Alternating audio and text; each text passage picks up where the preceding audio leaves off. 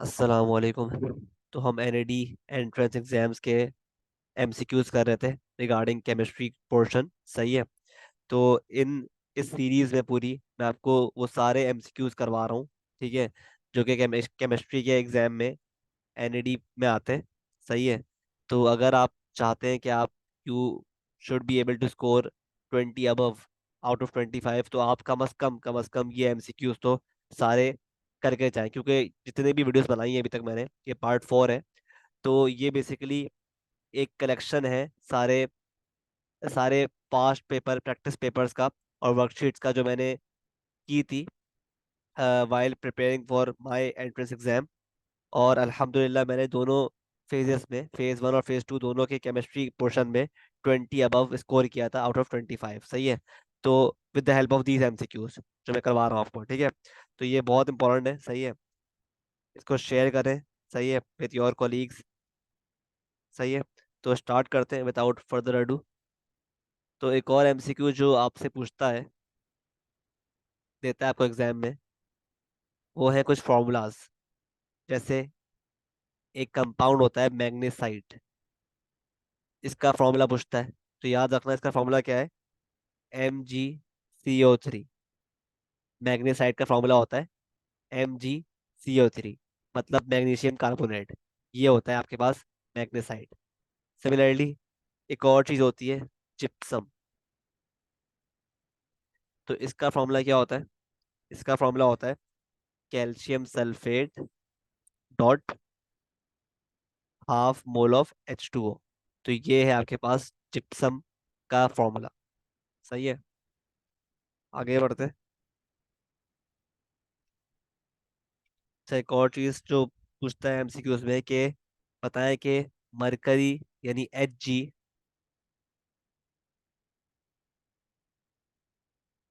मरकरीज ओर को हम क्या बोलते हैं। तो याद रखना, जो मरकरी का ओर होता है ना, उसका नाम होता है सिनाबर। सिनाबार। सही है। ये क्या है, ओर ऑफ मरकुरी, जिसका सिंबल होता है Hg। सही है। आई होप क्लियर है। अच्छा, एक और चीज, एक और लॉ है आपके पास दैट यू शुड लर्न, वो है एवागाड्रोस लॉ। तो एवागाड्रोस लॉ क्या होता है। ये बोलता है भाई कि number of moles is directly proportional to volume. सही है। ये है आपके पास एवागाड्रोस लॉ। सही है। आई होप क्लियर है। तो बेसिकली अगर आपके पास कभी भी ये आए ना कि स्टेटमेंट आए कि equal volume has equal number of molecules, equal volume has equal number of molecules, तो ये जो स्टेटमेंट है ना, ये आपके पास एवागाड्रोस लॉ की स्टेटमेंट है। सही है। आई होप क्लियर है।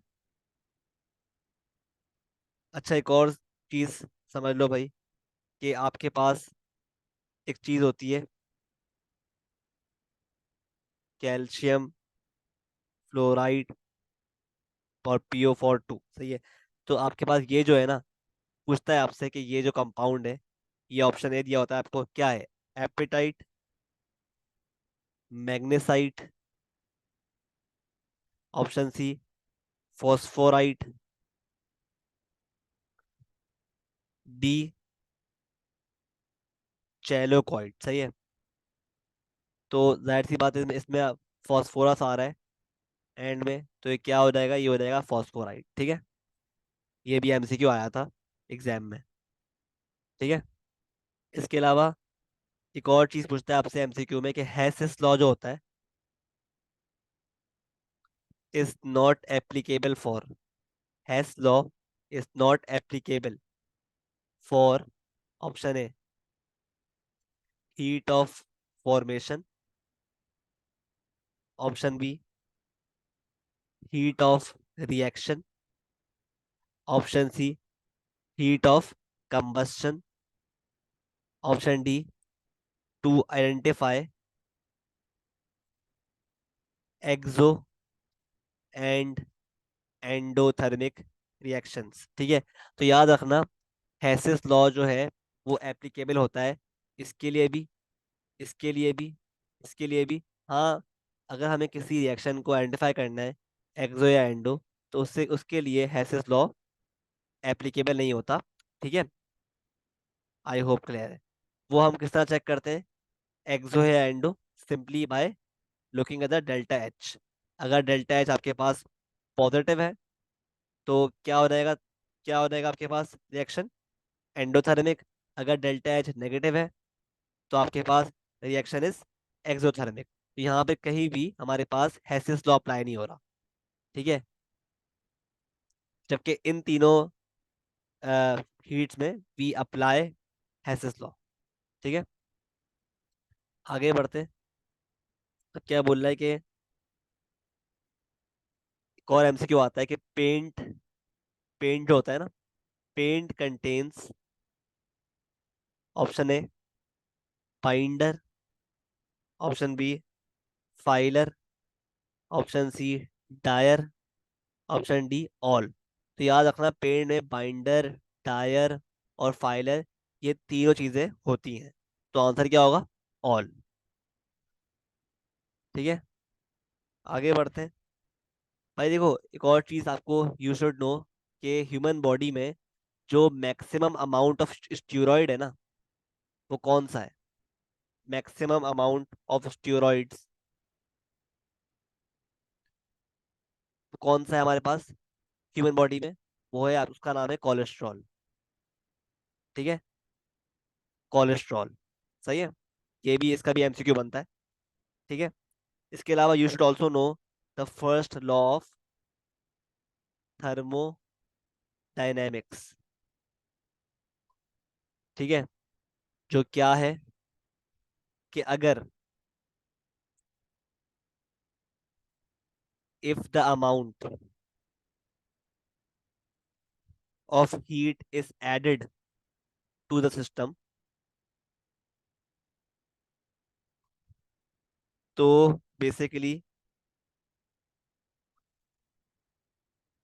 ये शो करेंगे आप विद अ पॉजिटिव साइन, और and work is done by the system.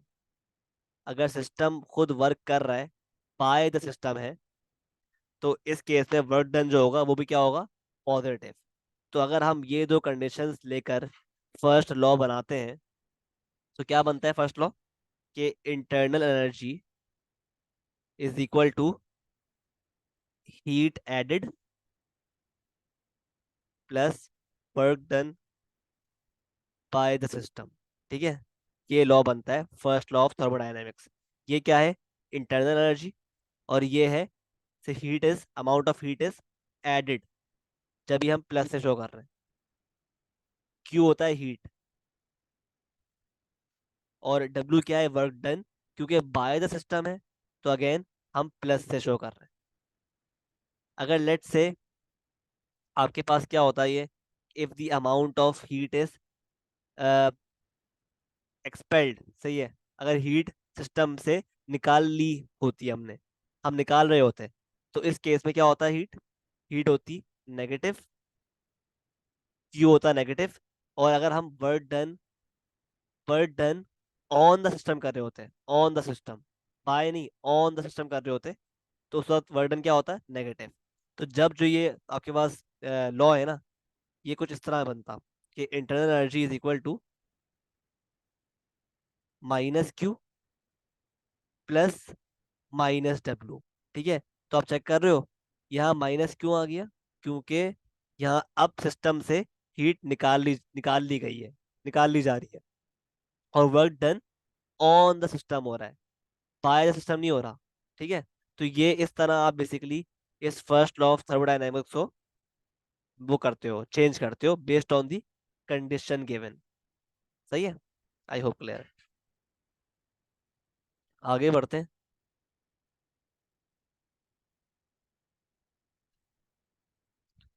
Towards more MCQs जो टेस्ट होते हैं। अच्छा, एक और चीज आपसे पूछता है भाई कि जो विनेगर है ना, विनेगर, उसका मेन कॉन्स्टिट्यूएंट क्या है, उसके अंदर क्या चीज मेन होती है विनेगर के अंदर। तो याद रखना, इसके अंदर जो मेन चीज होती है ना, जिससे विनेगर बनता है, वो होता है एसिटिक एसिड, जिसको हम इथानोइक एसिड भी बोलते हैं। ठीक है, जिसका फॉर्मूला होता है, डायग्राम इस तरह बनती है उसकी, C3H। ऑब्वियसली इथानोइक एसिड है तो इसके अंदर दो कार्बन होंगे। ठीक है, तो ये रहा उसका स्ट्रक्चर। आगे बढ़ते हैं।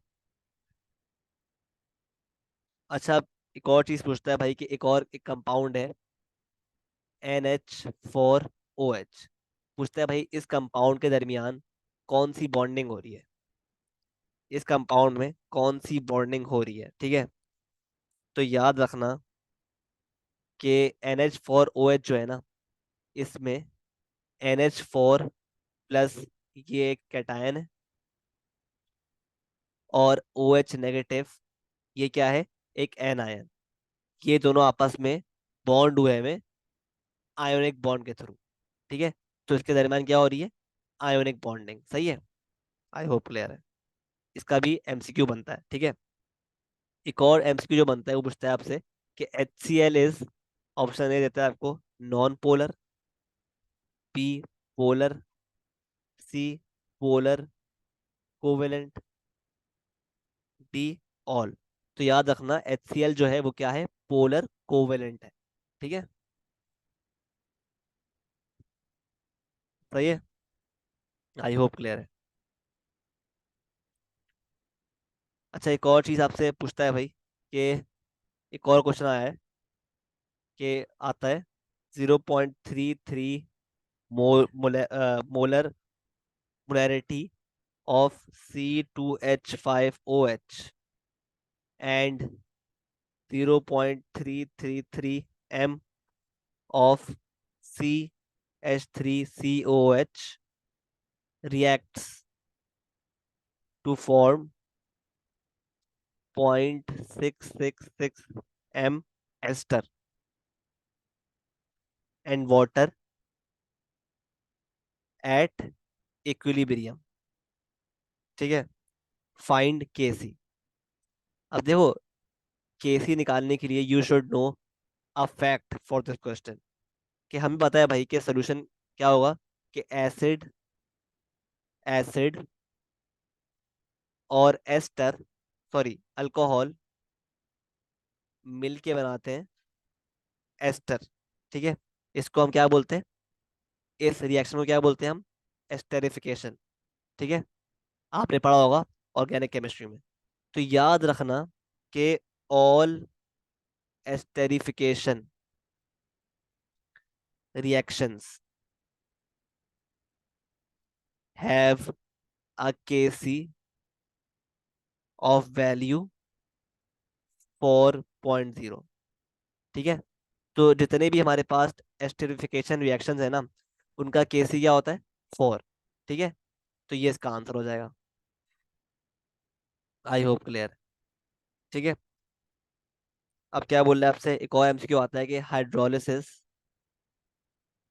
Hydrolysis of the Grignard's reagent produces, option है अल्कीन, बी अल्केन, सी अल्कोहल, और डी ऑल।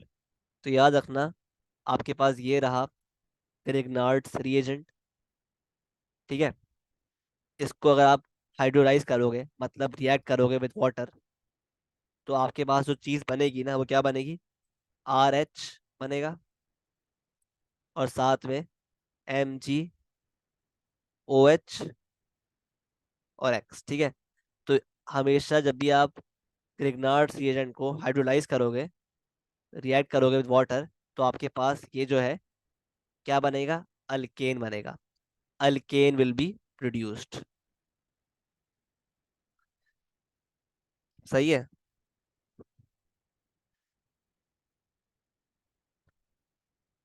ठीक है, ठीक है। एक और सवाल करते हैं आपसे कि acidic acid reacts with ethanol to give ethanol to give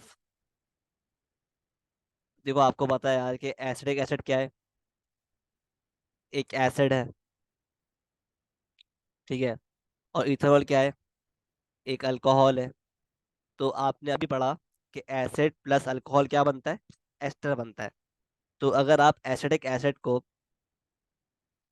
react करवाओगे तो विथ इथानॉल, तो आपके पास क्या बनेगा? एक एस्टर बनेगा, इसका नाम होगा इथाइल एसीटेट। इथाइल एसीटेट, ठीक है। इथाइल नाम आया है अल्कोहल से, और एसीटेट आया है एसिडिक एसिड से। सही है,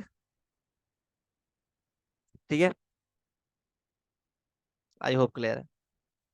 इसके अलावा यू शुड ऑल्सो नो, इसका भी एमसीक्यू आता है कि पीएच का फॉर्मूला क्या होता है। पीएच किस तरह फाइंड करते हैं हम? तो याद रखना, पीएच का फॉर्मूला होता है in minus log of into concentration of H+। ठीक है, आई होप क्लियर है। Similarly you should also know relationship के जो बॉयल्स लॉ क्या होता है, कि बॉयल्स लॉ में प्रेशर जो है वो इनवर्सली प्रोपोर्शनल होता है वॉल्यूम के, प्रोवाइडेड के टेम्परेचर जो है वो कांस्टेंट है, टीएस कांस्टेंट। सही है, ये भी बहुत इंपॉर्टेंट रूल है, बॉयल्स रूल, बॉयल्स लॉ। सही है। इसके अलावा आगे बढ़ते हैं, एक और रूल आता है, उसकी आपसे डेफिनेशन मांगता है, हंड्स रूल। ये याद कर लो, क्या होता है कि every orbital in a sub shell is singly occupied with one electron before any one orbital is doubly occupied। ठीक है, बेसिकली ये कह रहा है कि हर ऑर्बिटल जो है ना, वो पहले किसी भी सबशेल में वो पहले सिंगली सारे सिंगली ऑक्यूपाइड होते हैं, उसके बाद फिर डबली ऑक्यूपाइड होते हैं। सही है, ये है आपके पास हंड्स रूल। आगे बढ़ते हैं। अब देखो यार, आपको पता है एक पॉलीमर है पीवीसी, पॉलीविनाइल क्लोराइड। तो याद रखना, ये जो पीवीसी पॉलीमर है, ये बनता है थ्रू एडिशन, पॉलीमराइजेशन। याद रखना, जिस जिस भी पॉलीमर में पॉली आए ना, पॉली नाम में पॉली आए, तो वो किससे बनता है? Through addition, polymerization. सही है। जैसे हमारे पास एक और एग्जांपल है, पॉली इथीन। तो ये भी किससे बना होगा? नाम में पॉली आ रहा है, किससे बना होगा?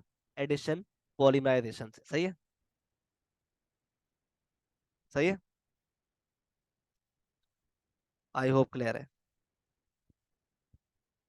ठीक है।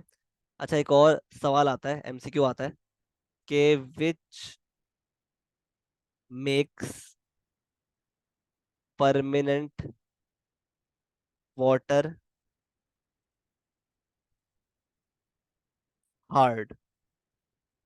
Option A, sulphate of sodium potassium, sulphate of calcium magnesium, C HCO3 of sodium potassium, और option D HCO3 of calcium magnesium. तो याद रखना इसके लिए कि हमारे पास चार कंपाउंड्स हैं जो कि परमानेंट वाटर को हार्ड करते हैं। सही है, याद कर लो इनको। पहला है calcium sulphate, magnesium sulphate, calcium chloride, और मैग्नीशियम क्लोराइड। ये सारे कंपाउंड ऐसे हैं जो कि परमानेंट वाटर को हार्ड करते हैं। तो इसमें से हमारे पास ऑप्शन में क्या गिवन है? कैल्शियम सल्फेट और मैग्नीशियम सल्फेट। ठीक है, ये आपका आंसर है, ऑप्शन बी।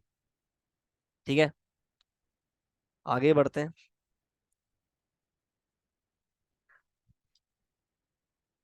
अब देखो, याद रखना एक और चीज, एक और सवाल आता है कि rate of reaction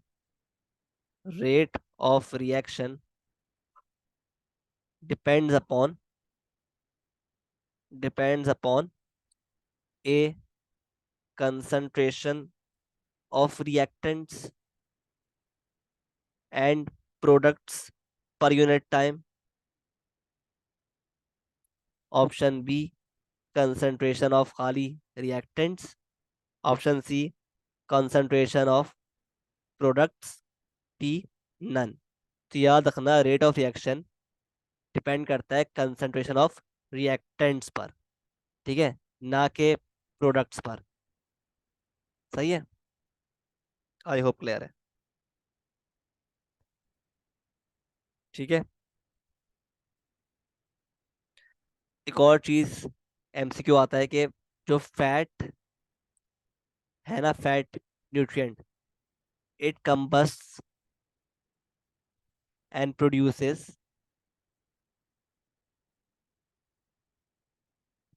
heat plus energy for our tissues.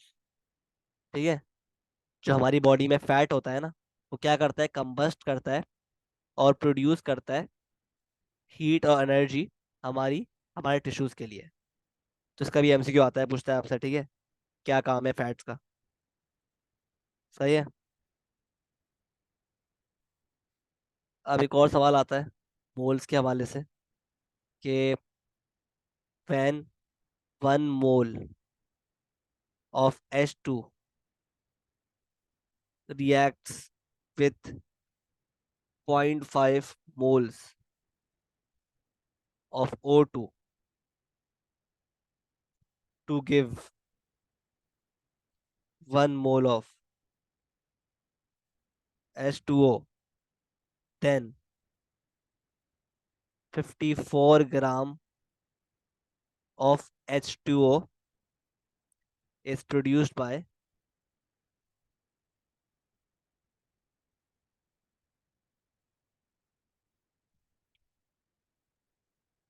Option A दिया हुआ है आपको, 6 moles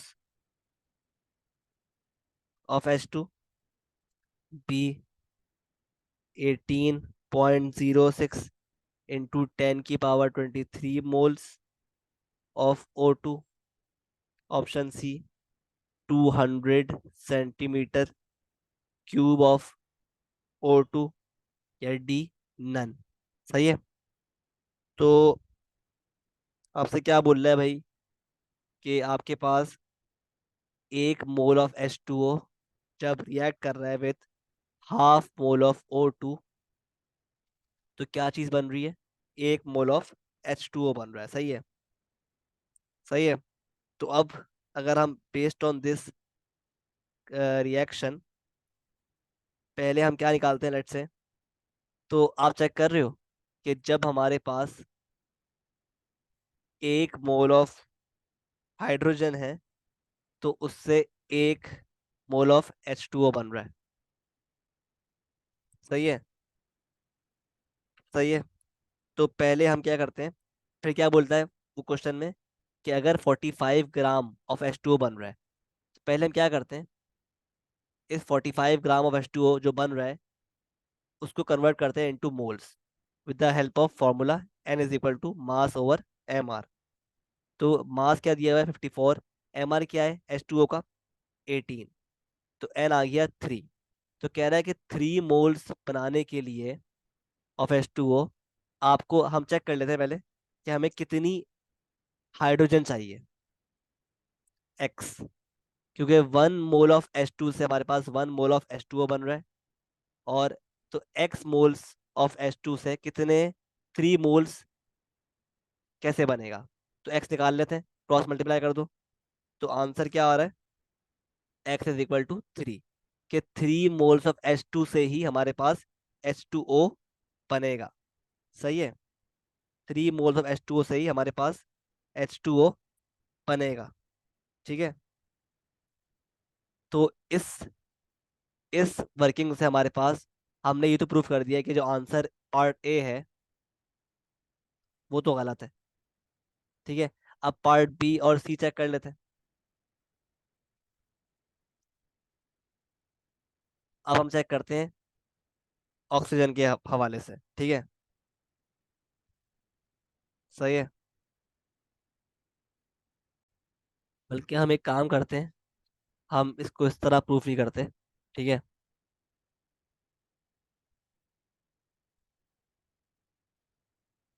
इसको काट दो। ठीक है। आपसे क्या बोल रहा है पहले तो, कि 1 mole of H2 reacts with half mole of O2 to give 1 mole of H2O। तो पहले हम एक काम करते हैं कि इस हाफ को ना कन्वर्ट कर लेते हैं इनटू होल। अगर हम हाफ को मल्टीप्लाई कर दें बाय 2, तो क्या ये 1 बन जाएगा? इससे हमारे पास क्या होगा, जो फ्रैक्शन है ना O2 के साथ, ये हट जाएगा। तो क्योंकि हमने इसको 2 से मल्टीप्लाई किया, तो पूरी इक्वेशन को हमें 2 से मल्टीप्लाई करना पड़ेगा। तो ये बन जाएगी 2H2O2 is equal to 2 moles of H2O। ठीक है। ये इक्वेशन और ये इक्वेशन एग्जैक्टली सेम है। ठीक है। ठीक है। तो ये हमें इक्वेशन गिवन है, लेट्स से। ठीक है। अब वो क्या बोल रहा है, वो ये बोल रहा है कि भाई अब तुम खुद देखो, based on this equation 4 grams of H2 are reacting with 32 grams of oxygen to form 36 gram of H2O। सही है। ये हो रहा है ना, बेस्ड ऑन द इक्वेशन।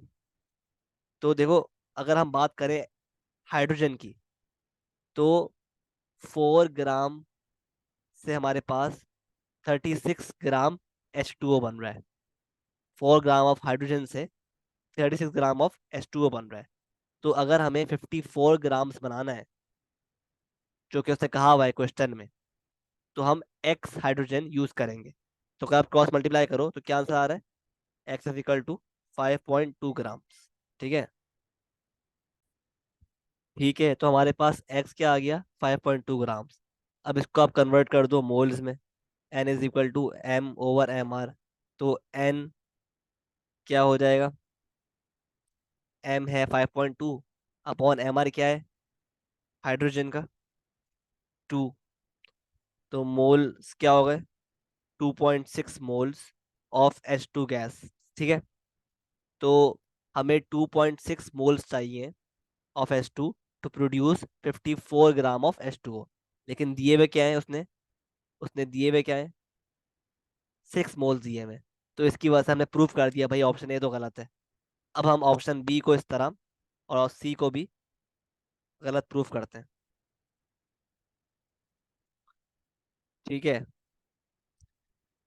तो ए तो हमारा ऑप्शन खत्म हो गया। सही है।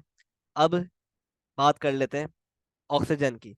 तो भाई देखो, 32 gram of oxygen, based on the equation 32 gram of oxygen produce कर रही है हमारे पास 36 ग्राम ऑफ H2O। सही है। तो हमारे पास कितनी ऑक्सीजन, एक्स ऑक्सीजन जो है, x gram of oxygen produce करेगी 54 ग्राम ऑफ H2O। तो एक्स निकाल लेते हैं। एक्स क्या आ रहा है आपके पास, 48 ग्राम। हमने सिर्फ क्रॉस मल्टीप्लाई करा। अब इसको कन्वर्ट कर लो इनटू मोल्स। तो एन इज इक्वल टू 48/32, जो MR है ऑक्सीजन का। तो क्या बन गया, ये 1.5 मोल्स। ठीक है। तो हमें कितने मोल्स रिक्वायर्ड है ऑक्सीजन के, 1.5 मोल्स। और हमें ऑप्शन में क्या दिया हुआ है, हमें ऑप्शन में क्या दिया हुआ है उसने,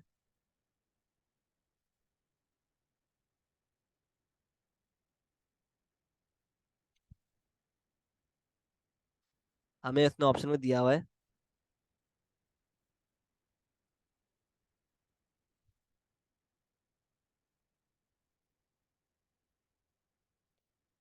18.06 इंटू 10 की पावर 23 मोल्स। तो ये तो पूरा ही गलत है, बिल्कुल गलत है। सही है। क्योंकि हमें कितने चाहिए थे, हमें चाहिए सिर्फ और सिर्फ 1.5 moles to produce this much of H2O। सही है। तो वंस हमारे पास ऑक्सीजन के मोल्स आ गए और मास भी आ गया जो रिक्वायर्ड है टू प्रोड्यूस 54 ग्राम, तो अब हम निकालते हैं, और मोल्स भी आ गए, और अब हम ऑप्शन सी को गलत प्रूफ करने के लिए हम निकालते हैं, इसको कन्वर्ट करते हैं into volume with the help of formula N = V/24। तो V क्या हो जाएगा, N आ गया 1.5, तो V हो गया 1.5 इंटू 24, 36, 36 DM³ ठीक है। और हमें क्या दिया हुआ है, तो मतलब क्या हुआ कि 36 DM³ of oxygen is required to produce 54 gram of H2O। और हमें कितनी दी हुई है क्वेश्चन में, हमें दी हुई है 200 सेंटीमीटर क्यूब, जो कि कहीं भी बराबर नहीं है 36,000 सेंटीमीटर क्यूब के। ठीक है, क्योंकि आपको पता है भाई कि 1 DM³ जो होता है वो बराबर होता है किसके, 1000 सेंटीमीटर क्यूब, है ना। तो 36 DM³ जो होगा वो बराबर होगा 36,000 सेंटीमीटर क्यूब के। तो जो है, ये जो ऑप्शन दिया हुआ है ये बराबर नहीं है 36 DM³ के। सही है, तो इसलिए ऑप्शन सी भी इनकरेक्ट है। तो थस आंसर क्या हो जाएगा, ऑप्शन डी। सही है, आई होप क्लियर है। ठीक है, आगे बढ़ते हैं with the next question, MCQ, जो आया था प्रैक्टिस पेपर में।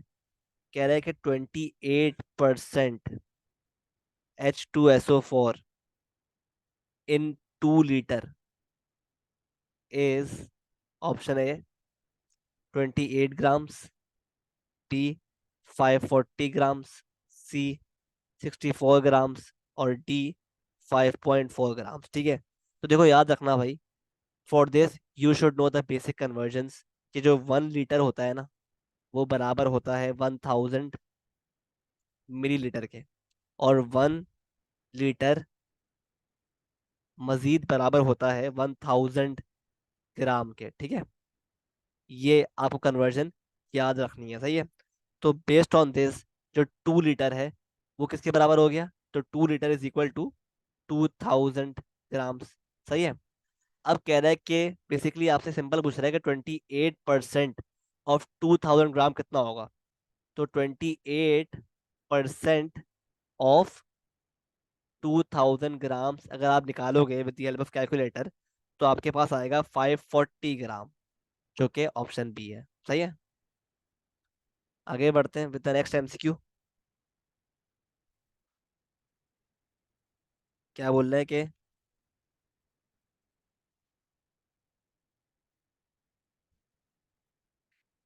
कि ब्रास जो है, पूछ रहा है कि brass is an alloy of, तो याद रखना ब्रास जो है ना वो किसका एलॉय है, you should no this, copper और जिंक का। ठीक है, और एक और सवाल आता है कि नेप्थलीन, नेप naphthalene has dash pi bonds. इस क्वेश्चन को आंसर करने के लिए you should know the structure of naphthalene. वो क्या होता है, याद याद कर लो। तो हमारे पास जब भी दो बेंजीन रिंग्स इस तरह आपस में अटैच्ड होती है ना, तो हमारे पास क्या बनता है, नेप्थलीन। तो ये आपके पास स्ट्रक्चर है ऑफ नेप्थलीन। ठीक है, तो आप खुद देखो इसमें कितने पाई बॉन्ड्स हैं, काउंट कर लो, 1, 2, 3, ये एक ही काउंट होगा। सही है, 3, 4, 5, तो इसमें आपके पास 5 पाई बॉन्ड्स हैं इन नेप्थलीन। ठीक है, आगे बढ़ते हैं।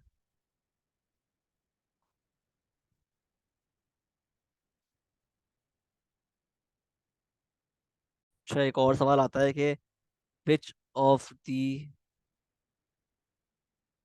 Following are isomers. ठीक है,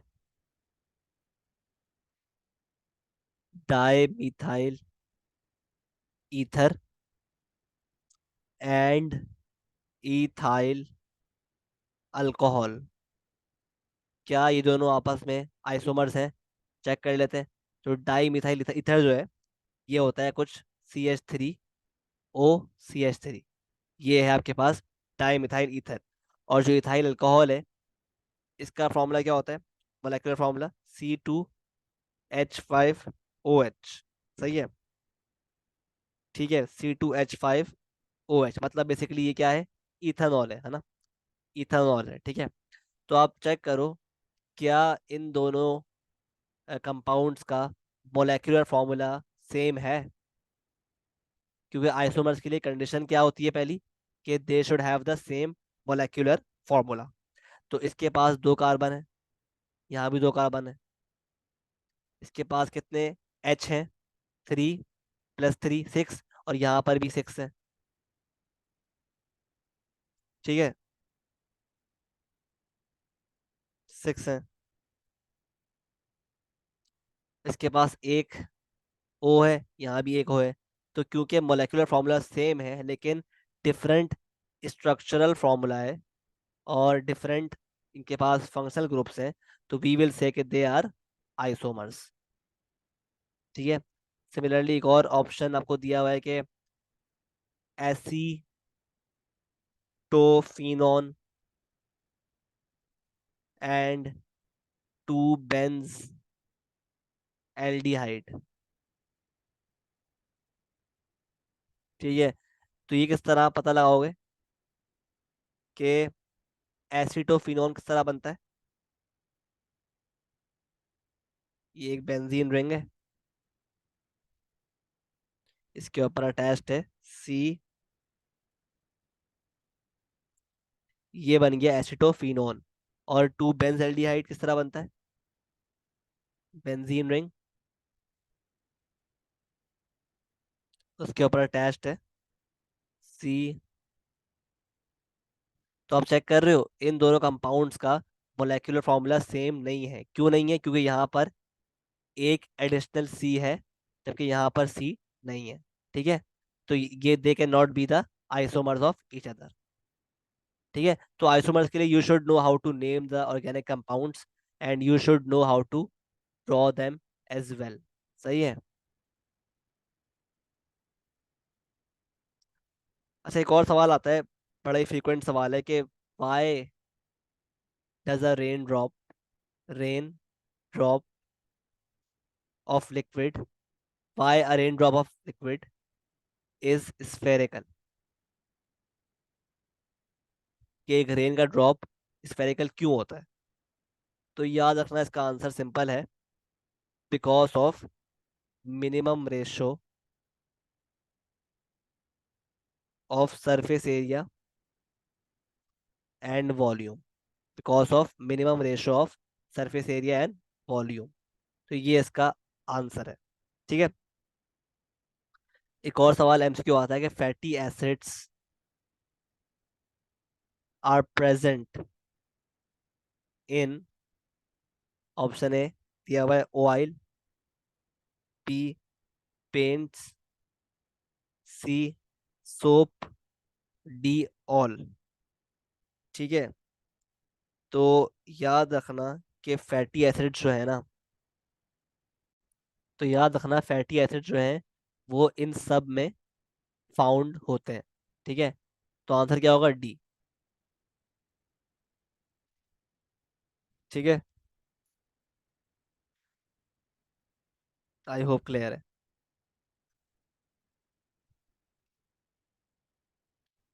अच्छा, एक और सवाल आता है regarding first law of thermodynamics. आपको दिया हुआ है 200 joules absorbed by the system, और work done 248 joules done by the system. तो क्या पूछ रहा है आपसे? कह रहा है इंटरनल एनर्जी निकालो। ऑप्शन दिया हुआ है 448 जूल्स, टी 558, सी 668, टी 778। तो आप इसमें अप्लाई कर दोगे फर्स्ट लॉ ऑफ थर्मोडायनेमिक्स, जो कि क्या बोलता है कि internal energy is equal to Q plus W. अब देखो यहाँ पर जो हीट एनर्जी है क्यू, वो क्या हो रही है, एब्जॉर्ब्ड हो रही है बाय द सिस्टम। मतलब सिस्टम इसको एब्जॉर्ब कर रहा है, सिस्टम में एनर्जी ऐड हो रही है, तो ये क्या हो जाएगा, +200 जूल्स, ठीक है। और सिमिलरली जो वर्क डन है वो क्या हो रहा है, done is done by the system, तो क्या हो जाएगा, +248। तो ये क्या हो गया, +200 +248 क्या बनता है, 448। ये आपका आंसर हो गया। ठीक है, इस तरह अप्लाई करते हो आप फर्स्ट लॉ ऑफ थर्मोडायनेमिक्स। ठीक है, आई होप क्लियर है। अच्छा, एक और सवाल करता है कि which has zero dipole moment, A CO2, B CCl4, CH2, और डी ऑल। ठीक है, तो याद रखना इन तीनों जो तीनों सब्सटेंस है ना, इन तीनों में से किसी का भी ओवरऑल नेट डाइपोल नहीं होता, क्योंकि आपको देख लो, अगर आप CO2 बनाओ, ठीक है, पॉजिटिव है, नेगेटिव, और नेगेटिव, ठीक है, तो एक तरफ डाइपोल इधर बन रहा है और एक तरफ इसको इधर खींच रहा है, ठीक है, तो ये ओवरऑल इफेक्ट क्या हो गया, कैंसिल आउट, सही है। तो नेट डाइ तो हम क्या बोलेंगे, इसका जीरो डाइपोल मोमेंट है, ठीक है। सिमिलरली ये जो CCl4 है,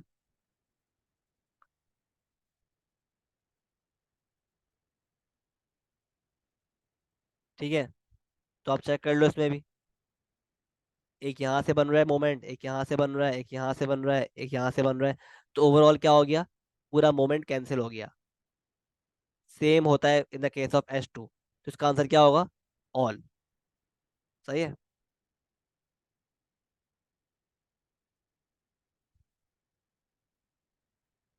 ठीक है,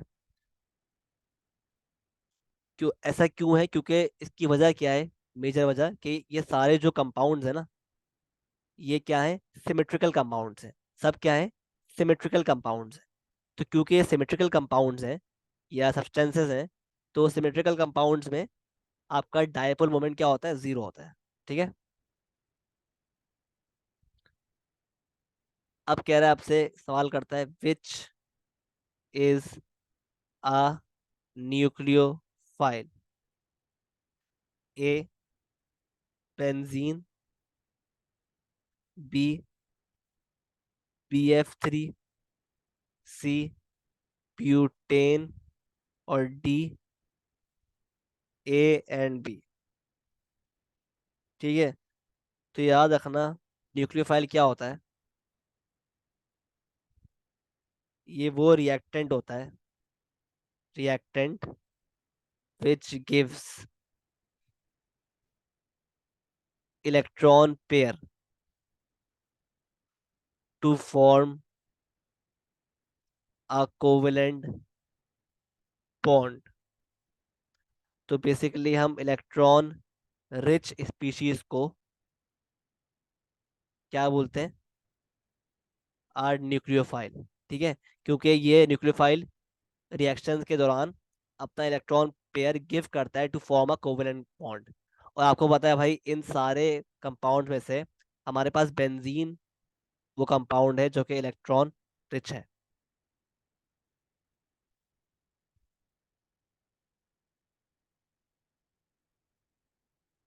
तो हमारे पास और क्या एग्जांपल्स हैं न्यूक्लियोफाइल की, जैसे सी साइनाइड आयन है, ये भी एग्जांपल है न्यूक्लियोफाइड की। क्लोरीन आयन है, ये भी एग्जांपल है न्यूक्लियोफाइल की। और H2O हो गया, ये भी क्या एग्जांपल है ऑफ अ न्यूक्लियोफाइल। ठीक है, क्योंकि ये सारी क्या है, इलेक्ट्रॉन रिच स्पीशीज है, इनके पास एक लोन पेयर है। ठीक है, which they will give in a reaction to form covalent bond. सही है। अच्छा, एक और आता है MCU रिगार्डिंग अल्फा पार्टिकल। तो याद रखना कि अल्फा पार्टिकल जो है ना, it is same as a helium nucleus. अब तो याद रखना कि अल्फा पार्टिकल जो है वो हीलियम न्यूक्लियस है, हीलियम एटम नहीं है। मतलब it will only contain 2 proton and 2 neutron, जो कि हीलियम के न्यूक्लियस के अंदर होते हैं। ठीक है। हीलियम में कितने इलेक्ट्रॉन्स हैं उससे इसका कोई ताल्लुक नहीं है, क्योंकि ये बेसिकली हीलियम एटम नहीं है, इट इज हीलियम न्यूक्लियस। जब भी इसके अंदर 2 प्रोटॉन और 2 न्यूट्रॉन होते हैं। ठीक है, in alpha particle. I hope clear है। ठीक है।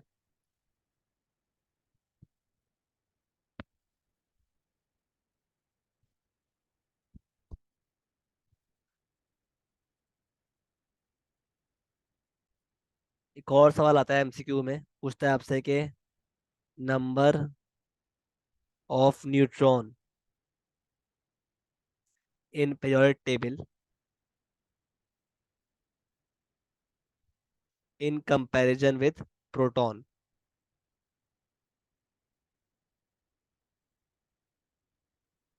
Is, option A may be greater than, B less than, C equal, D या तो ऑप्शन ए या ऑप्शन सी। तो बेसिकली आपको कह रहा है कि कंपेयर करो नंबर ऑफ न्यूट्रॉन को विद प्रोटॉन। तो लेट्स से हम कुछ एलिमेंट्स की बात कर लेते हैं। लेट्स से बात करते हैं हीलियम की। हीलियम में आपके पास एटॉमिक नंबर होता है 2, एटॉमिक मास क्या होता है 4। तो इसका मतलब क्या हुआ कि हीलियम में जो न्यूट्रॉन नंबर है वो क्या है 2, और जो प्रोटॉन नंबर है वो क्या है, वो भी 2 है। तो हीलियम से साबित हुआ कि नंबर ऑफ न्यूट्रॉन एलिमेंट्स में इन comparison with proton equal equal तो होते हैं। ये एक पॉसिबिलिटी है। ठीक है। और लेट से हम एक और एलिमेंट चूज करते हैं, नाइट्रोजन। Atomic mass 14, number 7। इसमें जो न्यूट्रॉन्स होंगे कितने होंगे 7, और प्रोटॉन भी कितने होंगे 7। इससे भी ये बात साबित हो गई कि न्यूट्रॉन नंबर और प्रोटॉन नंबर इक्वल तो है। ये एक पॉसिबिलिटी है। ठीक है। इसके अलावा एक और आपके पास एलिमेंट है एफएम के नाम से, सिंबल है इसका। ठीक है। विथ एटॉमिक मास 257 और नंबर 100। तो इस केस में जो नंबर ऑफ न्यूट्रॉन है कितने हैं 157, और जो प्रोटॉन नंबर है वो क्या है 100। तो आप चेक कर रहे हो नंबर ऑफ न्यूट्रॉन ज्यादा है एज कम्पेयर टू प्रोटॉन। तो इससे ये साबित हुआ कि number of neutron may be greater then proton. लेकिन कभी भी नंबर ऑफ न्यूट्रॉन्स प्रोटॉन से लेस नहीं होंगे। ठीक है। तो प्योर टेबल में नंबर ऑफ न्यूट्रॉन्स किसी भी एलिमेंट के या तो प्रोटॉन नंबर से ग्रेटर होंगे या इक्वल होंगे। तो आंसर क्या हो गया डी।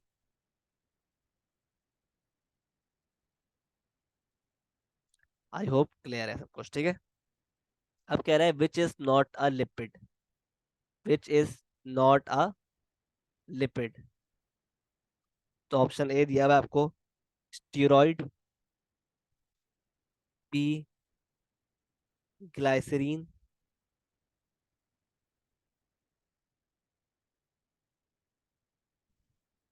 सी पैक्स, डी नन। तो इसका आंसर होगा नन। ठीक है। सारे जो हैं ये लिपिड्स की एग्जांपल हैं। ठीक है।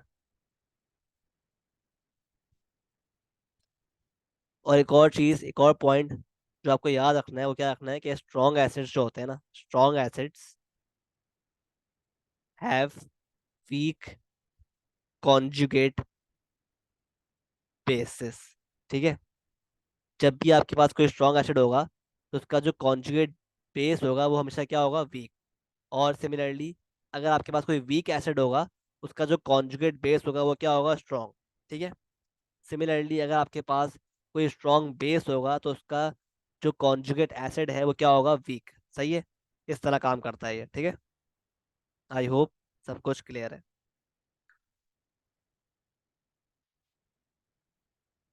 ठीक है।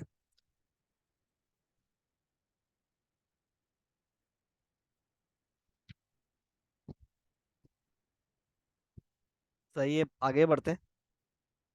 अब आपसे कह रहा है यार, निकाल के दो पीएच ऑफ 0.01 मोल पर डीएम क्यूब ऑफ NaOH। ठीक है, तो किस तरह फाइंड करेंगे पीएच? तो याद रखो भाई, NaOH क्या है?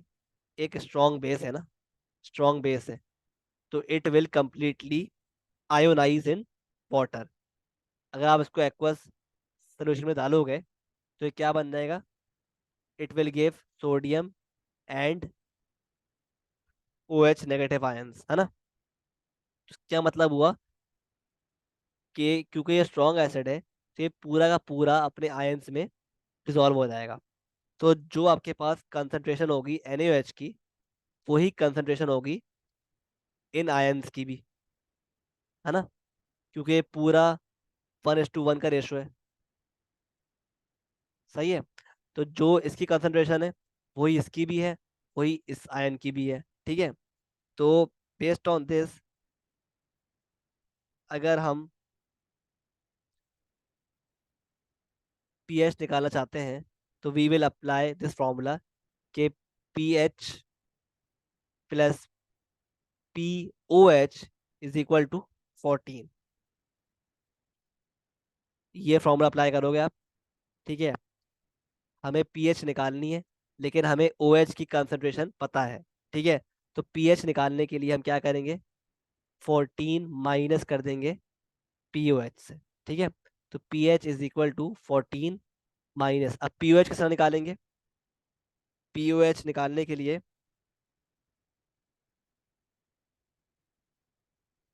POH निकालने के लिए we will apply the formula minus log of OH concentration. ठीक है। सही है। तो माइनस लॉग ऑफ 0.01 क्या बन गया? माइनस लॉग ऑफ 0.01 बन गया हमारे पास 2। तो 14 - 2 क्या हो जाएगा? 12। ये आपकी आ गई पीएच ऑफ द 0.101 मोल पर डीएम क्यूब NaOH। ठीक है। आई होप सब कुछ क्लियर है यहाँ तक। ठीक है। अच्छा, अब एक और चीज, you should no, always know the difference between oxidation and reduction. तो क्या होती है oxidation? It is basically the when oxidation number increases, या फिर लॉस ऑफ इलेक्ट्रॉन को हम बोलते हैं oxidation. Similarly, what is reduction? When oxidation number decreases, या फिर गेन ऑफ इलेक्ट्रॉन्स। ठीक है। आगे बढ़ते हैं। अब क्या बोल रहा है कि proteins are option A enzymes, B amine, C lipids, D all. तो याद रखना, प्रोटीन जो है वो क्या है? They are amine. Proteins are amine. ठीक है। अब एक और सवाल करते हैं आपसे कि primary carbons number of primary carbons in isopentane. तो पहले हम आइसोपेंटेन की तस्वीर बना लें, किस तरह बनती है। आपके पास ये होता है आइसोपेंटेन।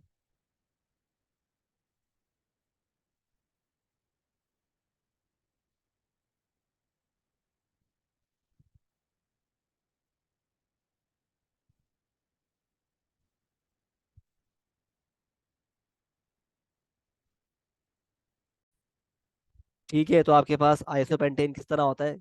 ये इस तरह बनता है।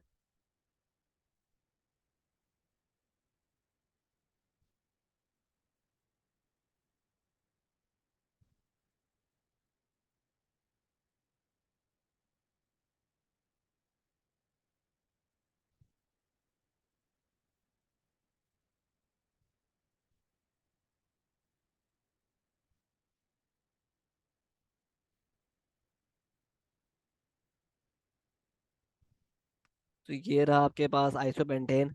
अब इसमें कितने आपके पास नंबर ऑफ, क्या पूछ रहा था, नंबर ऑफ प्राइमरी कार्बन्स कितने हैं? तो नंबर ऑफ प्राइमरी कार्बन्स वो होते हैं जिनके अराउंड आपके पास 3 H एटम्स होते हैं। तो इसमें मुझे बताओ कितने कार्बन ऐसे हैं जिनके जिनके जिनसे कनेक्टेड है 3 हाइड्रोजन एटम्स। तो एक तो ये रहा, एक ये रहा, 2 और 3। तो आपके पास 3 कार्बन ऐसे हैं जिनके साथ H3 अटैच्ड है। तो number of carbon, primary carbon कितने हो गए? 3। ठीक है, इन आइसोपेंटेन। ठीक है, आई होप क्लियर है। अच्छा, एक और एमसीक्यू आता है। वो पूछता है भाई कि आपके पास ये रहा पेट्रोलियम, ठीक है। जब आप पेट्रोलियम को रिफाइन करते हो तो क्या बन जाता है? It is called mineral oil. सही है। तो मिनरल ऑयल क्या है आपके पास? It is nothing but refined petroleum. सही है। ये सिंपल सी डेफिनेशन है ऑफ द मिनरल ऑयल। सही है। आगे बढ़ते हैं। एक और प्रॉपर्टी है जो आपसे पूछता है उसकी डेफिनेशन इन एमसीक्यूज, कैटिनेशन। इसका मतलब क्या होता है? आपने पढ़ा होगा इसको ऑर्गेनिक केमिस्ट्री में। इसका मतलब होता है कि सेल्फ लिंकिंग प्रॉपर्टी या फिर chain forming ability of carbon. इसको हम बोलते हैं कैटिनेशन। ठीक है, आगे बढ़ते हैं टुवर्ड्स द नेक्स्ट एमसीक्यू। एक और एमसीक्यू जो आता है पेपर्स में वो ये है कि D block elements usually give dash absorption band. Options दिए होते हैं आपको: A narrow absorption band, B broad, C normal, या डी नन। तो याद रखना कि D block elements usually give broad absorption band. ठीक है। क्यों, ऐसा क्यों है? Since they absorb wide range of light. ठीक है। तो जब भी आपके पास ये ब्रॉड एब्जॉर्प्शन बैंड देते हैं D block elements in the periodic table. सही है। आई होप सब कुछ क्लियर है। आगे बढ़ते हैं। अच्छा, ये तो बहुत बेसिक चीज है। इसका एमसीक्यू आता है कि अगर आपके पास रेड लिटमस पेपर है तो अगर आप बेस में डालोगे इसको तो ये क्या बन जाएगा? ब्लू। सिमिलरली अगर आपके पास ब्लू लिटमस है, पेपर है, इसको आप डालोगे एसिड में तो ये क्या बन जाएगा? Red litmus paper. ठीक है। तो ये तो बहुत इजी है। ठीक है। फिर एक और एमसीक्यू आता है कि पूछता है आपसे what is the meaning, definition of the word viscosity. तो viscosity means internal resistance, resistance internal resistance to the flow of liquid, to the flow of liquid. ठीक है। ये है आपके पास विस्कोसिटी। सही है। आगे बढ़ते हैं टुवर्ड्स द नेक्स्ट एमसीक्यू जो एनईडी में टेस्ट होता है। वो क्या है भाई? कि ब्रास एक एलॉय है। किससे बनता है? एलॉय किसका है ये? तो बेसिकली ब्रास एलॉय है, alloy of copper and zinc. ठीक है।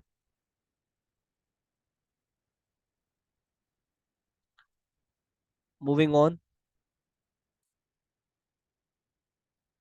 एक और चीज है भाई कि जो है ये पूछता है भाई कि जो रेन ड्रॉप है, rain drop is spherical due to, spherical due to, इसका आंसर क्या है? डैश। तो इसका आंसर है due to surface tension, due to surface tension. ठीक है। Which is caused by, which is caused by attractive forces, attractive intermolecular forces. ठीक है, आपके पास ये रेन ड्रॉप होता है, ठीक है, स्फेरिकल। तो क्या होता है कि सरफेस टेंशन की वजह से ये रेन ड्रॉप स्फेरिकल होता है। और सरफेस टेंशन क्यों होती है? Due to the intermolecular forces. ठीक है, तो ये इंटरमोलेक्युलर फोर्सेस जो है ना, ये कॉज करती हैं सरफेस टेंशन, जिसकी वजह से रेन ड्रॉप क्या होता है, उसकी शेप स्फेरिकल हो जाती है। और एक और चीज़ नोट करने वाली होती है कि इसमें क्या होता है कि surface area to volume ratio is also minimised. ठीक है, तो ये पूरी लॉजिक है रेन ड्रॉप की, कि रेन ड्रॉप का शेप स्फेरिकल क्यों होता है। ठीक है,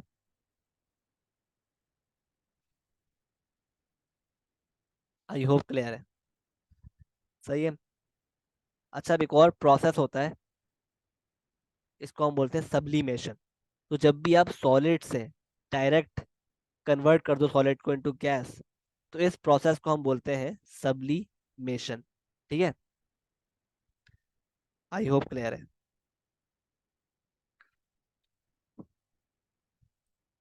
सही है। अच्छा, अब एक और सवाल करता है भाई कि जो पेट्रोलियम गैस है, पूछता है आपसे कि इसका मेन कॉन्स्टिट्यूएंट क्या है, मतलब ये किस मेन चीज से बनती है, पेट्रोलियम गैस। तो याद रखना, petroleum gas mainly consist of butane. Butane. सही है।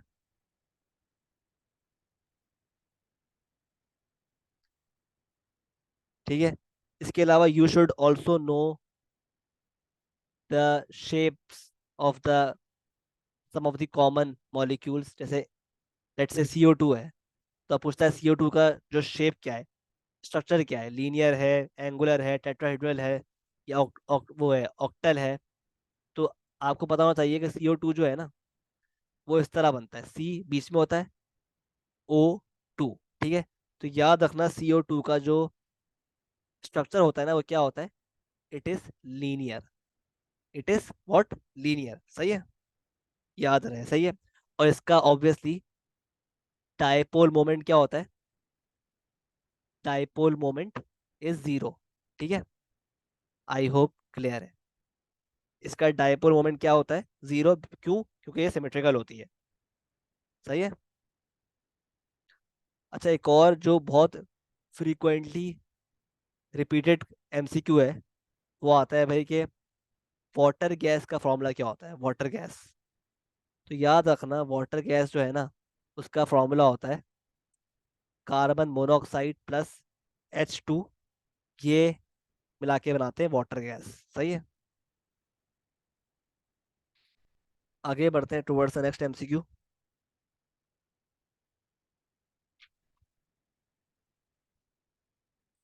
के पूछता है आपसे, एक कंपाउंड है जाइलीन, इसका फॉर्मूला क्या है? तो जाइलीन का फॉर्मूला होता है C8H10। सही है। एक और सवाल करता है आपसे MCQ में, the lowest energy level which electron can have is, option A K level, B L level, C M level, D O level. सही है। तो याद रखना, the lowest energy level that electron can have is K level. सही है। I hope यहाँ तक सब कुछ क्लियर है। सही है। एक और टॉपिक जो टेस्ट होता है ना, वो होता है नॉर्मेलिटी। तो नॉर्मेलिटी को समझने के लिए let us see an example. कहता है आपसे कि NH2SO4 solution contains 80% pyruvate H2SO4 and has specific gravity of 1.73। ठीक है, कह रहा है इट्स नॉर्मेलिटी इज ठीक है, ये सवाल है, क्या नॉर्मेलिटी होगी? तो याद रखना नॉर्मेलिटी का मतलब क्या होता है। नॉर्मेलिटी की डेफिनेशन क्या है कि नंबर ऑफ ग्राम और mole equivalents of solute present in 1 litre of solution. ठीक है, तो मोलैरिटी नॉर्मेलिटी जो है उसका फॉर्मूला क्या है, ये असर याद करना है आपको। नॉर्मेलिटी का फॉर्मूला, कि नॉर्मेलिटी जो है ना, वो बराबर होती है specific gravity into percentage purity into 1000 upon equivalent weight of solute. तो इस केस में सॉल्यूट क्या है आपके पास? सॉल्यूट जो है वो क्या है? H2SO4, that is H2SO4। तो पहले हम क्या करते हैं, पहले हम इक्विवेलेंट वेट निकाल लेते हैं of the solute, which in this case is, जो इस केस में क्या है, H2SO4। तो इक्विवेलेंट वेट का मतलब क्या होता है? आपको पता है H2SO4 जो है इसका मोलेकुलर वेट क्या है? मोलेकुलर वेट क्या है इसका, H2SO4 का? 98 ग्राम। ठीक है, 98 ग्राम है ना। किस तरह निकाला हमने ये? हमने H के एटॉमिक मास को प्लस कर दिया सल्फर के एटॉमिक मास में, प्लस ऑक्सीजन के मास में। ठीक है, इस तरह हमारे पास मोलेकुलर वेट आ गया। अब इक्विवेलेंट वेट क्या होता है? इक्विवेलेंट वेट इज डिफाइंड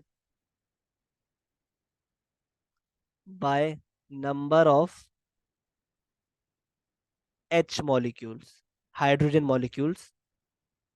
ठीक है, तो क्योंकि हमारे पास H2SO4 में दो H मॉलिक्यूल्स, H एटम्स हैं, तो हम क्या करेंगे, इक्विवेलेंट वेट निकालने के लिए मॉलेक्युलर वेट को डिवाइड कर देंगे 2 से।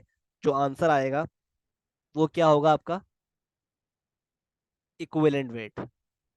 ठीक है, इस तरह हम निकालते हैं equivalent weight of any solute, कि हम उस सॉल्यूट के मोलेकुलर वेट को डिवाइड करते हैं by the number of H atoms. सही है, क्योंकि H2SO4 में दो H एटम्स हैं, तो हमने 98 को डिवाइड कर दिया 2 से, और जो आंसर आएगा वो क्या होएगा?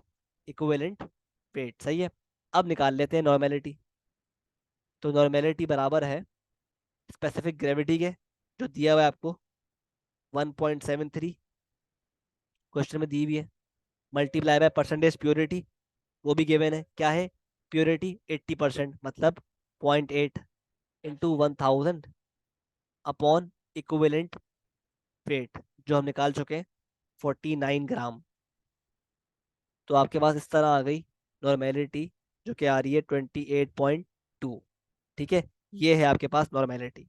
आई होप क्लियर है।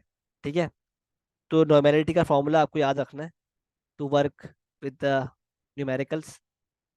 ठीक है, आगे बढ़ते हैं। अब देखो यार, एक और चीज़ आपने पढ़ी होगी कि गामा रेज क्या होती है। याद रखना गामा रेज के बारे में, कि gamma rays have zero mass and charge. इनका मास भी जीरो होता है, चार्ज भी होता है इनके ऊपर। सही है, पूछता है आपसे। ठीक है, और जो कैथोड रे एक्सपेरिमेंट होता है ना, कैथोड रेस, वो कंफर्म करता है, confirms the presence of particles that are electrons. ठीक है, तो ये भी आपसे बेसिकली पूछता है भाई कि कैथोड रेस जो होती हैं वो क्या कंफर्म करती हैं। ठीक है, तो ये भी एमसीक्यू आता है इसका भी। आगे बढ़ते हैं। इसके अलावा एक और एक फॉर्मूला है जो बहुत ही इंपॉर्टेंट है, कि energy is equal to MC square. ठीक है, तो ये जो इक्वेशन है ना, equation for the conversion of mass into energy, यहाँ पे ई क्या है? एनर्जी, बाइंडिंग एनर्जी है ई, और एम क्या है? मास, और सी क्या है? Speed of light. ठीक है।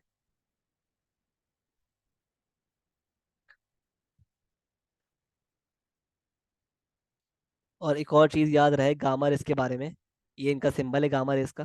तो गामा रेस जो होती है ना, वो एमिट होती है in the form of photon. ठीक है। Gamma rays in the form of photon emit होती है। सही है। ठीक है, आई होप क्लियर है। सही है।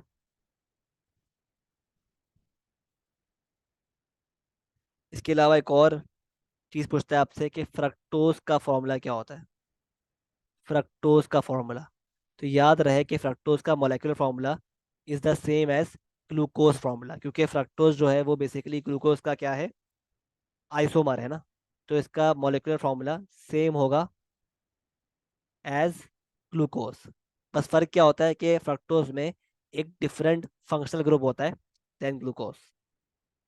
ये हम पढ़ चुके हैं पिछले पार्ट्स में। ठीक है।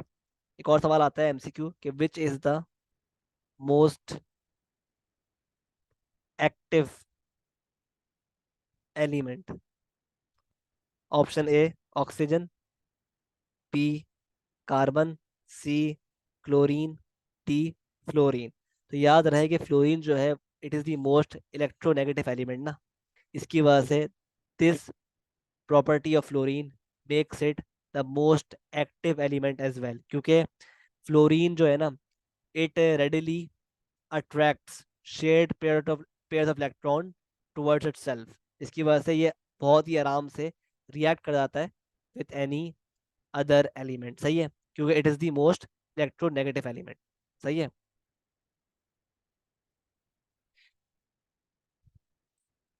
अच्छा, एक और चीज यू शुड नो कि CO2 गैस जो होती है ना, कार्बन डाइऑक्साइड गैस, ये क्या होती है? एसिडिक गैस होती है। ठीक है। आई होप क्लियर है। अच्छा, एक और चीज जो आपको पता होना चाहिए कि प्रोटॉन जो है, प्रोटॉन, न्यूट्रॉन हो गया, और इलेक्ट्रॉन, इन तीनों के रिलेटिव मास क्या है? तो याद रखना कि प्रोटॉन और न्यूट्रॉन का जो मास होता है ना, रिलेटिव मास की बात कर रही है, की बात कर रहे हैं। प्रोटॉन और न्यूट्रॉन का तकरीबन सेम मास होता है, तो 1-1 कर देंगे इसको हम। और इलेक्ट्रॉन का मास 1/1836 होता है। ठीक है। तो ये तीनों का क्या है? Relative mass.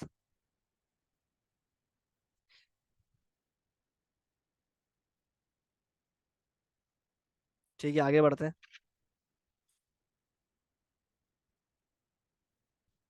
अच्छा, एक और चीज दैट यू शुड नो, एक और लॉ है आपके पास, Faraday's Faraday's first law of electrolysis. तो ये भी आपसे पूछता है इसकी डेफिनेशन। ठीक है। तो याद रखना इसका डेफिनेशन क्या है? The substances which is liberated और deposited at the electrodes is directly proportional to the amount of electric current passed during electrolysis। तो ये जो है आपके पास लॉ है ना, इसको हमको क्या बोलते हैं? Faraday's first law of electrolysis. आगे बढ़ते हैं। अच्छा, एक और चीज, एक कंपाउंड है, इसका नाम आपसे पूछ लेता है, C2H5OCH3।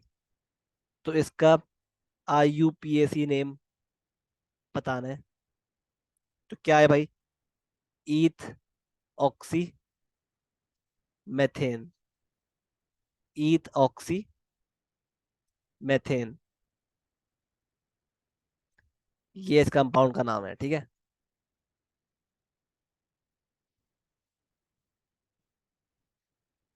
ठीक है, आई होप क्लियर है।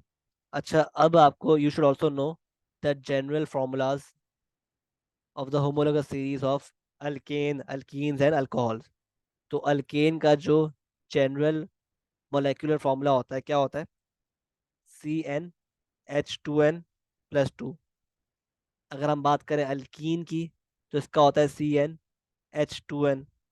अगर हम बात करें अल्कोहल की, तो इसका क्या होता है? CnH2n+1OH। ठीक है, तो ये भी आपको याद करना है। ठीक है।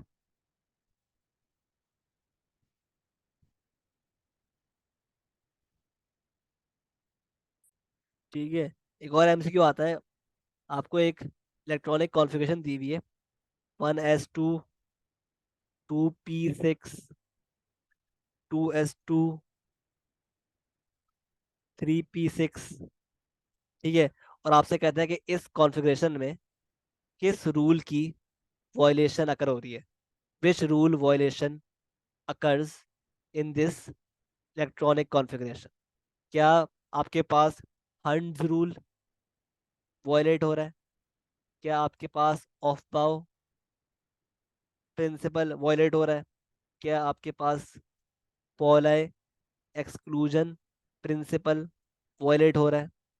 या डी, कोई सारे रूल्स वॉयलेट हो रहे हैं?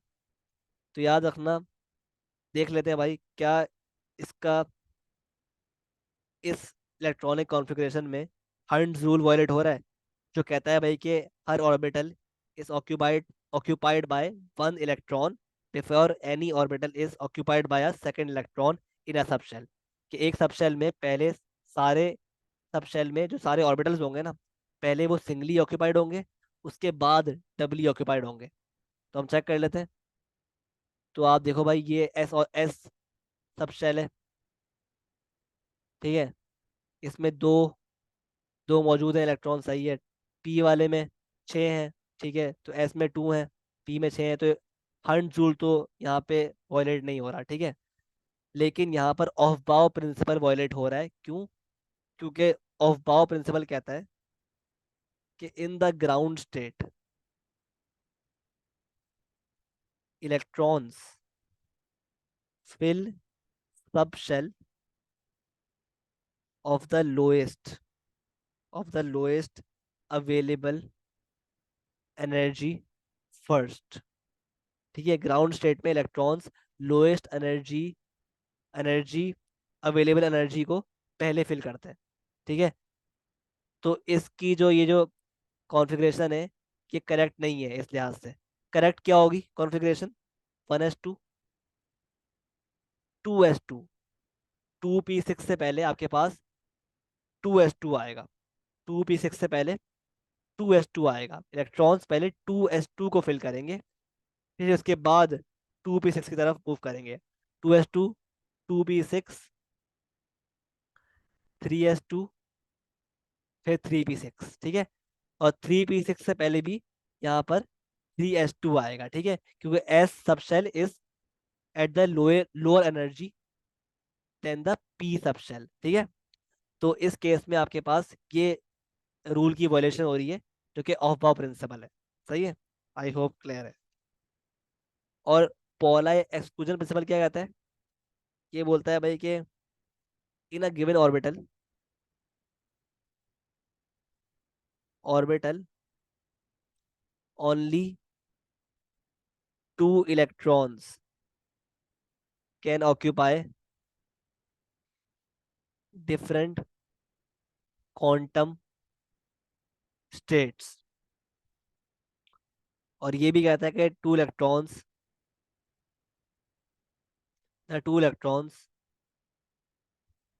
should have opposites should have opposite signs। ठीक है, तो आप चेक कर लो भाई, इसमें हर जो ऑर्बिटल है, सब में आपके पास दो दो ही इलेक्ट्रॉन्स हैं।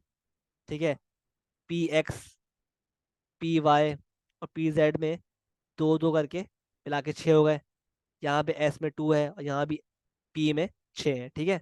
तो यहाँ पर हेंस हमारे पास पॉलाई एक्सक्लूजन प्रिंसिपल वायलेट नहीं हो रहा, सिर्फ और सिर्फ ऑफ बाउ प्रिंसिपल वायलेट हो रहा है। ठीक है। आई होप क्लियर है।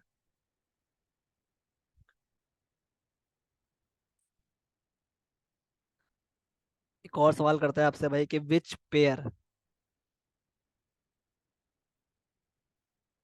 Is isomers. ऑप्शन दिए मैं आपको। Ethanol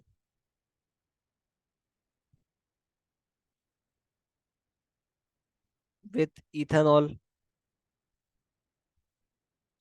B dimethyl ether with ethanol, C methyl ethyl ketone with butanol. तो आपको आइसोमर चेक करने के लिए इन सब की डायग्राम्स बनानी पड़ेंगी। तो लेट से हम ऑप्शन ए को देखते हैं पहले। ऑप्शन ए में आपके पास इथेनॉल है, मतलब CH3,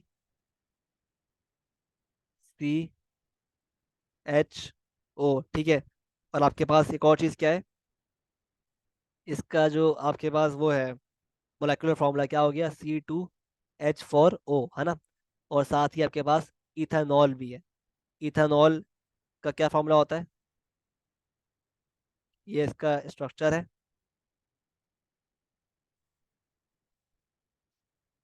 फॉर्मूला क्या है, मोलेकुलर फॉर्मूला C2H5 है ना, H6 से के। तो आप चेक करो यहाँ पे मोलेकुलर फॉर्मूला सेम नहीं है, तो इसकी वजह से ऑप्शन ए गलत है। अब ऑप्शन बी की बात कर लेते हैं। ऑप्शन बी में आप देखो भाई, डाई मिथाइल ईथर है। किस तरह बनता है dimethyl ether, CH3O CH3। ये रहा डाई मिथाइल ईथर। और क्या है, इथेनॉल। तो आप खुद तक चेक करो, यहाँ पर C2H6O है ना। और इसका फॉर्मूला भी इथेनॉल का क्या है, C2H6O।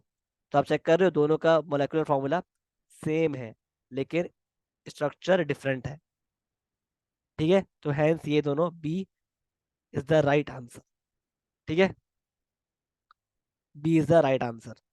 सी की बात भी कर लेते हैं, सी में क्या बोल रहा है, methyl ethyl ketone, methyl ethyl ketone with with butanol. ठीक है। ये आपके पास बन गया ब्यूटानॉल।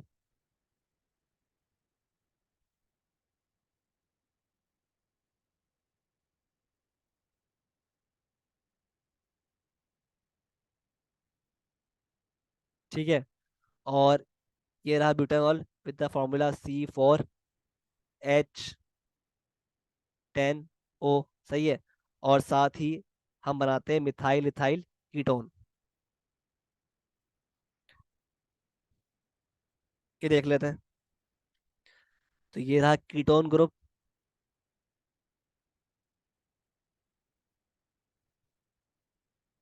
सही है।